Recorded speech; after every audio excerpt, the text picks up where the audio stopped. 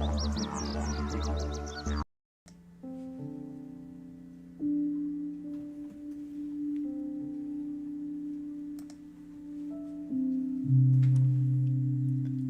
back to the Neighborhood Book Club. We're so glad you can join us today. And I hope you're ready for a great story. A classic by Louis Sachar, Holes. And I hope you grabbed your book, because it's a lot of fun to read along. It's a great way to immerse yourself in the experience. But if not, don't worry. You can borrow mine.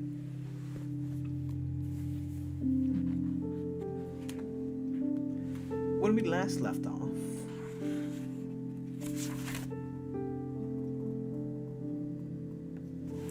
Caveman found something. And the deal is that if he finds something while digging holes, you'll get the day off. However, it was a fossil and some fish, but some people didn't think it was important, so he didn't get the day off. However, X-Ray, the person that's been there the longest, told Caveman that he hadn't found anything, and that next time he finds something, he should give it to him, because it doesn't make much sense if he first comes here, finds something, gets the day off, while him, X-Ray, been here the longest, haven't found anything. To him, it didn't make much sense. But Caveman said, all right. And lo and behold, Caveman found something else. Imagine that. And of course, he gave it to X-Ray. And now we're on page 64, chapter 14.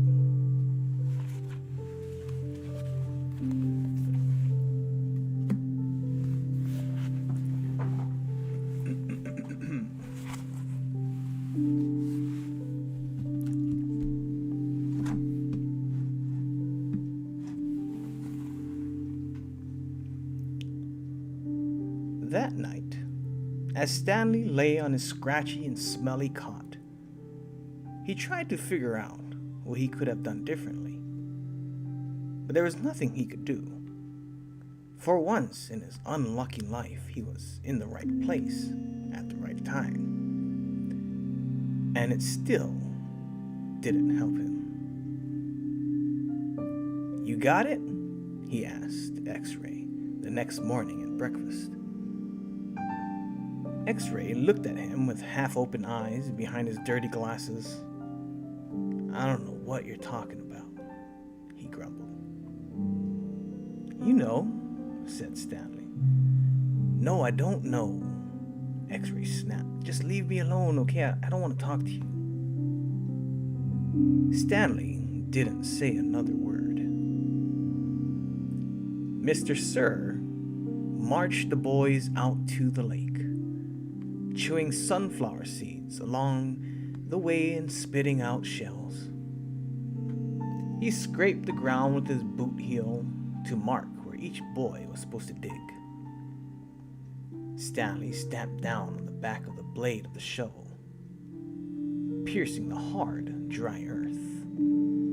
He couldn't figure out why X-Ray had snapped at him. If he wasn't going to produce the tube, why did he make Stanley give it to him?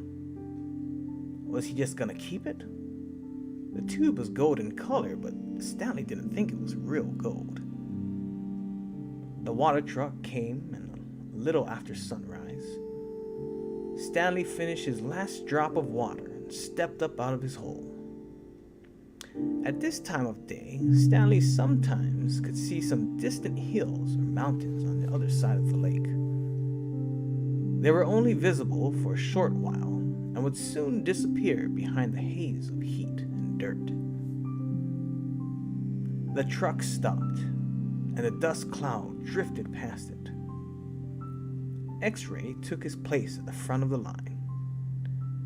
Mr. Pendanski filled his canteen. "Thanks, Mom," X-Ray said. He didn't mention the tube. Mr. Pendanski filled all the canteens and climbed back into the cab of the pickup.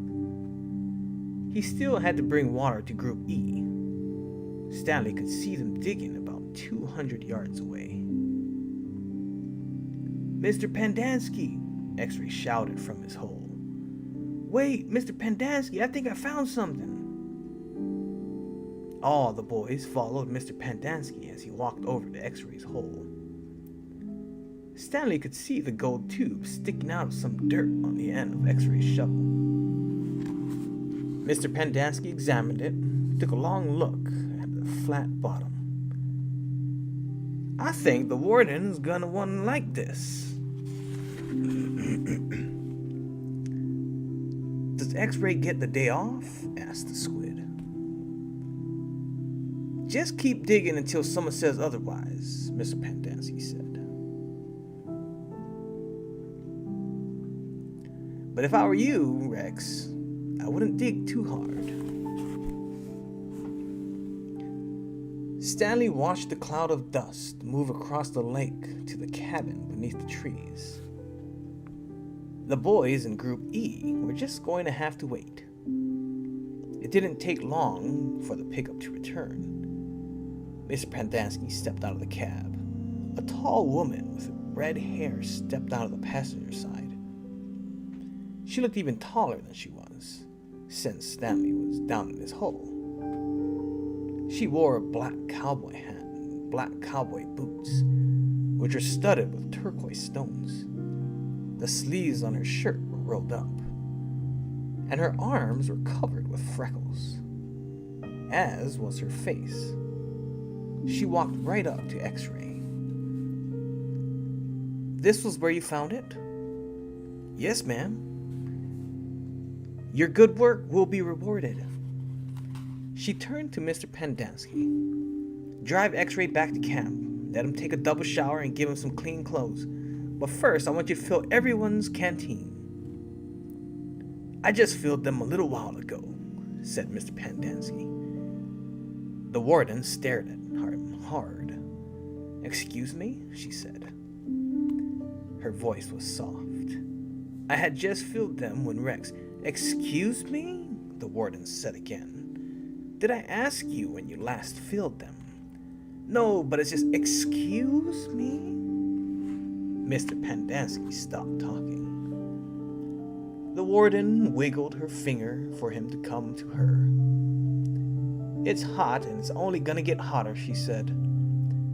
"Now these fine boys have been working hard. Don't you think it might be possible that they might have taken a drink since you last filled their canteens?"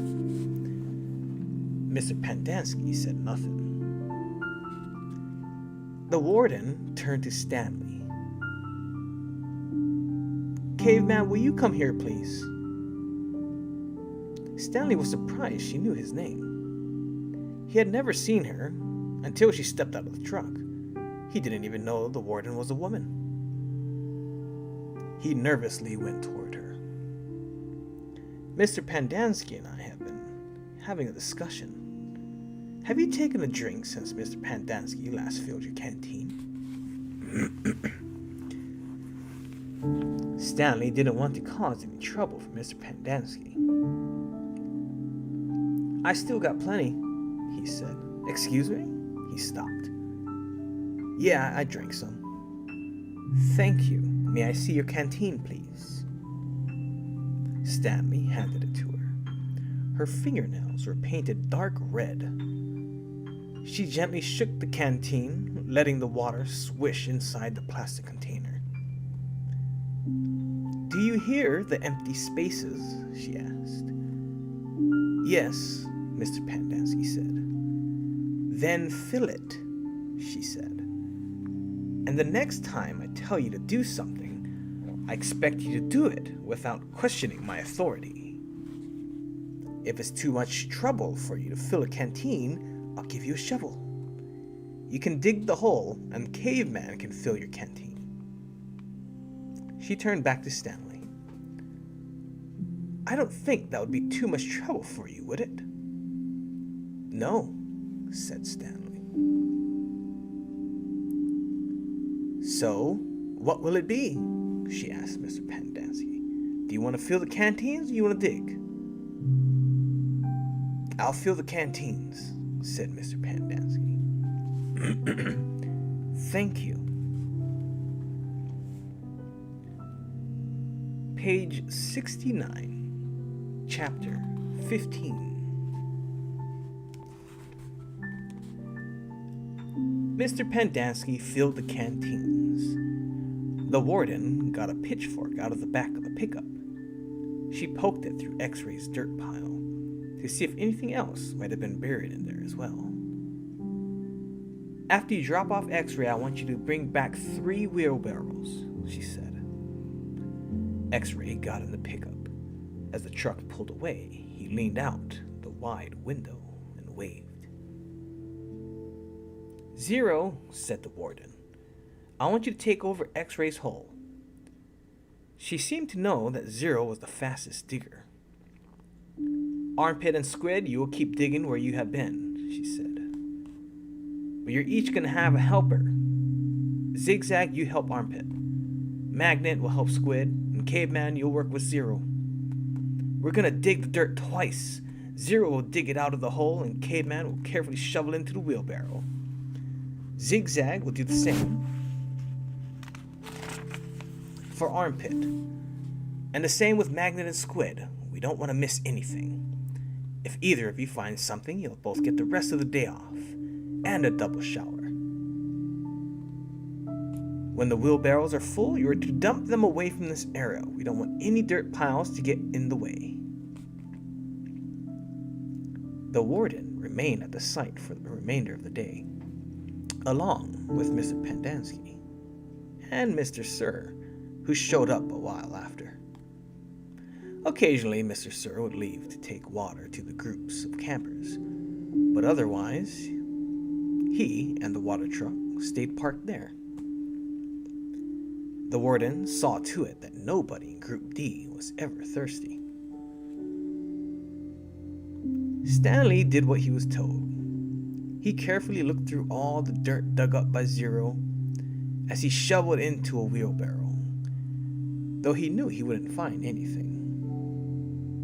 It was easier than digging his own hole.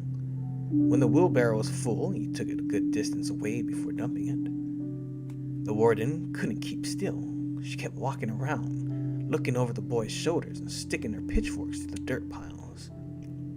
You're doing just fine, she told Stanley. After a while, she told the boys to switch places, so that Stanley, Zigzag, and Magnet dug in the holes, and Zero, Armpit, and Squid shoveled the excavated dirt into the wheelbarrows. After lunch, Zero took over digging again, and Stanley returned to the wheelbarrow. There's no hurry, the warden said several times.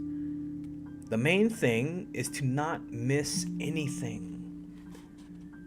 The boys dug until each hole was well over 6 feet deep and wide. Still, it was easier for 2 boys to dig a 6-foot hole than it was for 1 boy to dig a 5-foot hole. All right, that's enough for today, the warden said. I've waited this long, I can wait another day. Mr. Sir drove her back to her cabin. I wonder how she knows all our names, Stanley said as he walked back to the compound. She watches us all the time, said Zigzag. She got hidden microphones and cameras all over the place. In the tents, the rec room, the shower. The shower? Asked Stanley. He wondered if Zigzag was just being paranoid. The cameras are tiny, said Armpit. No bigger than that toenail of your little toe. Stanley had his doubts about that. He didn't think they could make cameras that small. Microphones, maybe. He realized that that's why X-Ray didn't want to talk to him about the gold tube at breakfast. X-Ray was afraid the warden might have been listening. One thing was certain. They weren't just digging to build character. They were definitely looking for something. And whatever they were looking for, they were looking in the wrong place. Stanley gazed out across the lake toward the spot where he had been digging yesterday when he found the gold tube. He dug the hole into his memory.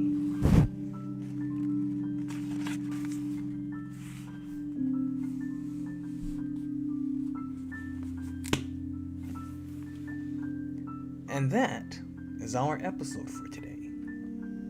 We thank you for joining our series, the Read Along, Read Aloud, with Louis Sachar's Holes. And don't forget, you can always comment your questions, concerns, anything especially pertaining to the book, or if not, anything else. You go ahead and drop us the comments. And don't forget to join our Discord. We can join the neighborhood book community on there as well. Catch us on Facebook, YouTube, Twitch TV. And until next time, I'll see you guys later.